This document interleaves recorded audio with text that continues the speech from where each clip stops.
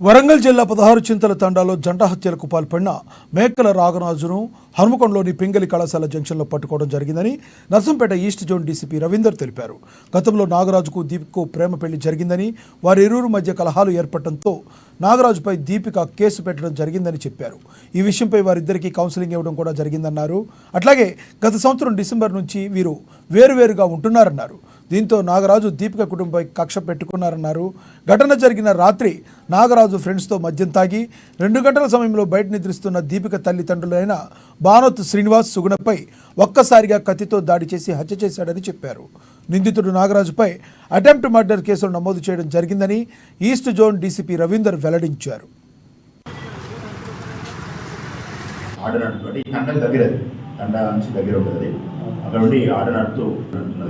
నడుస్తున్నది. ఇది ఈ అమ్మాయిని అతను 3 సార్లు కలవడంలో ప్రయత్నం చేశారు. ప్రయత్నం చేసిన అమ్మాయికి మారిపోవడం జరిగింది. ఇక వదులుకోవడం జరిగింది. తర్వాత కొంతకాలం తర్వాత ఈ 6 months గ్యాప్ ఉంది. ఇతను అతను పనిచేసుకుంటున్నాడు.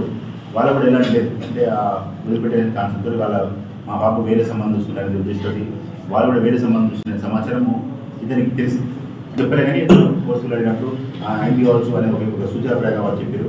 ఇతను కన్ఫర్మ్ చేసుకొని రైట్ నన్ను వదిలిపెట్టిపోతాను.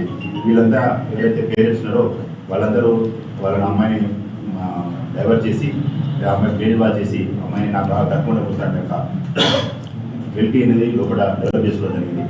దాని తర్వాత 1 month బ్యాక్ అయినా ఒక కత్తి ఎక్కడ ఏరియాలో చేసే స్నానం పట్టే కత్తి దగ్గర ఒక కత్తి కూడా పెట్టకూడదు, కత్తి కూడా కొనుక్కోవడం జరిగింది. ఇంకో కత్తి కూడా అతను అమెజాన్లో ఆర్డర్ చేసి ఒక చిన్న కత్తి కూడా దాన్ని కొనుక్కోవడం జరిగింది. అయితే ఇతను ఏం చేశా అంటే రైట్ ఒక ప్లాన్ ప్రకారం